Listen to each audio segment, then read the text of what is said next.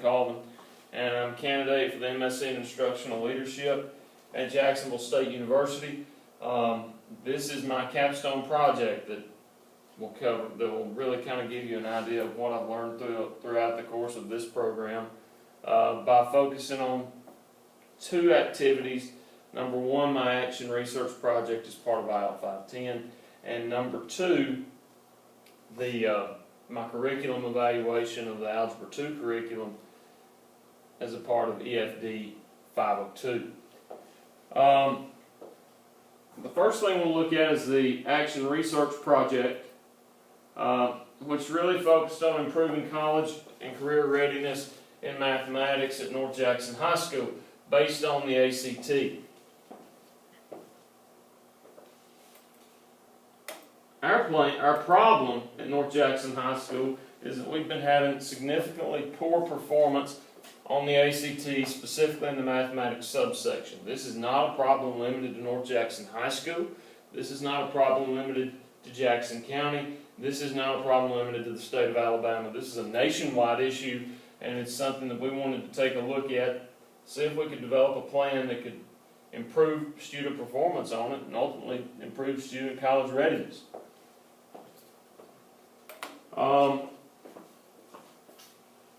One of the main reasons that we chose this is because we looked at a 4-year trend at North Jackson High School, and in that 4-year trend we noticed that we've been having a declining performance in mathematics to the point where a year ago we had 3% of our students who took the ACT that could be labeled as college ready. That's a problem. It's something we need to fix.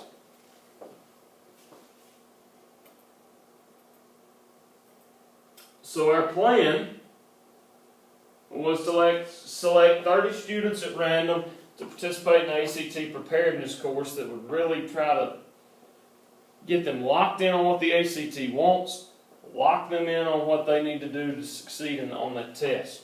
And then it would give us an idea, okay, by doing this, is our problem content-based or is our problem test-taking based? It's probably a little bit of both, but we want to address one of the areas to see what kind of impact it has to ultimately gauge the impact of the other.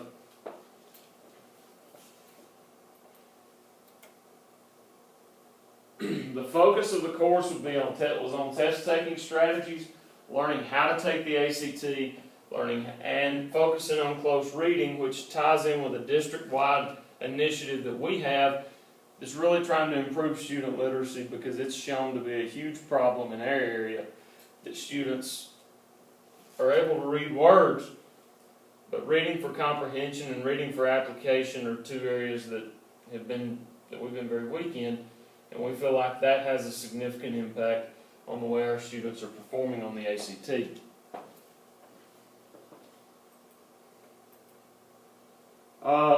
The results of our plan, we did see an improvement in the scores of participants in this program. We went from 3% of our students being labeled as college ready by beating the benchmark on the ACT score to 13%. Okay, that's a pretty good jump. The thing we also didn't measure, because the basis of this was on meeting the benchmarks. We wanted to see how many we could see that made gains toward the benchmark. The thing that the plan didn't measure that we're planning on going back and looking at is what kind of gains the other students in the course made that didn't meet the benchmark. Were we looking at, if our kids that didn't meet the benchmark, were we missing it by 1 or 2 points, or were we missing it by 6, 7, or 8? If we're making gains toward those benchmarks, then we're doing something good, and it's something we need to evaluate a little further in our research. We saw little change at all in the non-participant scores, still significantly low. We had 1 out of 74 students that was not involved in the program that met the college and career readiness benchmark. We had 4 out of the 30 that took the course that met it, so our 13%. One thing that may have skewed that some, we had 2 kids who scored significantly higher than everyone else in the class. Both of those were randomly selected to be involved in the study. So this is, that may have skewed the results a little bit in the positive direction. It's something, again, we'll have to continue to monitor. So our conclusions, number one, we feel like this led to some success for our participants. We feel like there's another area that needs to be addressed. That area being what's being taught in our math classes, and are we teaching directly related to the quality, the ACT standards, because we feel like there are some things that we're missing. There are some areas where we're scoring consistently low across the board for every student. But overall, we do feel like this program was something that improved student success on the ACT. The other thing that's kind of an unknown for us is the impact of the testing changes where all juniors are being tested. Statewide, if you look at reports, the statewide average dropped 2 points on the composite, I believe, this time. And it's a result of us testing everyone. Okay, people who normally would never have tested on the ACT are testing, and they're not doing well. Okay, people who are not going to college, people who are looking to get into the career field, looking to go into, looking at going to work straight out of high school, they're not going to be going to college, but our state is making them test. And again, testing is always going to be something that happens. It's always going to be something we've got to deal with, but we've got to understand what those tests are asking and what the results actually mean when we get them. The standards that we covered as part of this: 2.8.1, 2.1, 4, 10, 11, 12, and 14, 2.8.2.6, 2.B.1.1, 2.B.2.1. The next thing we wanted to look at was a curriculum evaluation for North Jackson High School's Algebra 2 curriculum, with a focus on what we can do at North Jackson High School to make this curriculum better, what's working with it, and what needs to really go on as we move forward. First, the demographics of North Jackson High School. North Jackson High School serves rural northern Jackson County and in the very northeast part of Alabama. We're a poor area, and we're an area that it's not very ethnically diverse, but we do have a 23% minority enrollment, and we're looking at an increase of Hispanic students in our school too. I think we're at about, we're probably at about 15% African American students, and we've got, I think, 8% Hispanic. So our enrollment, about 23% minority enrollment. The other main issue we had at North Jackson High School, we're in an area where we have 68% of our students on free and reduced lunch, which obviously is going to have an impact on anything we do educationally.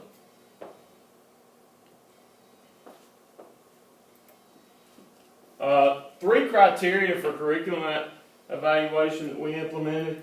Number one was the development of knowledge, development of, how are teachers able to get into concepts, how deep are they able to get, and how much are students able to learn? Are we dealing with something that's a mile wide and an inch deep, or are we dealing with something where they're really getting in there and learning concepts, getting conceptual knowledge? The second thing is the quality of the curriculum. Is the curriculum such that everything about it is able to meet the needs of our students and what they need from this course? And third, how useful or relevant is the curriculum to what our students are doing in their lives? If they can't find it useful, if they can't find it relevant, then there's not going to be very much that we can do to teach them Algebra 2 and have them really understand it and learn it well. So the first criterion we examined, again, developing a deep knowledge of the of concepts taught in the subject. The positives, we felt like there was an effective objective clustering that really, I think there were 46 objectives that were clustered into 13 different groups. We probably had too many objectives, but I think that they were clustered effectively to allow teachers to be able to meet them all, you know, in chapter format or unit format, if you will. An emphasis on application problems and conceptual understanding. It really focused on that in the standards. Now, saying it and putting it into practice are two different things. We think it's a really good thing that they're saying it. You're going to see later on when we talk about the negatives, they don't really give us very good examples of being able to put that into practice. And then finally, a deep study of some of the topics was included in the curriculum. Topics like functions, polynomials were really covered in depth. There are other areas, though, where they're just kind of skimmed over. Our negatives, we felt that too many topics were to be covered overall in the course, because when you've got 46 objectives, if you're on a block schedule like our system, where they want to make sure that the first semester's finished by Christmas and you've got 85 days to meet 46 objectives, that makes it really difficult to do. And ultimately it causes some of those topics to be skimmed over. I think the concept behind the curriculum is really good and that they're pushing for deep conceptual understanding, but some of the topics they include are just skimmed over. Conics are barely skimmed over, but they're in there. Matrices are in there, and vectors, but they're not really covered in depth. So those are some of the negative aspects for criterion number 1. Criterion 2, quality of the curriculum. We're defining quality as the extent to which the curriculum goes to meeting the basic needs of students of love, power, freedom, fun, or survival. If it goes toward meeting that, then we're considering it a quality curriculum. The positives, it promotes the rigorous study of mathematics, and again, it promotes deep conceptual understanding. The negatives, though, as far as this goes, are that while they're promoting a deep conceptual understanding, they're not giving teachers and students examples of rich problems or of application problems. They're promoting the use of them, but they're nowhere to be found. So that's something that really needs to be addressed as far as the quality of this curriculum goes. Criterion 3, usefulness and relevance. The one positive about the usefulness of Algebra 2 is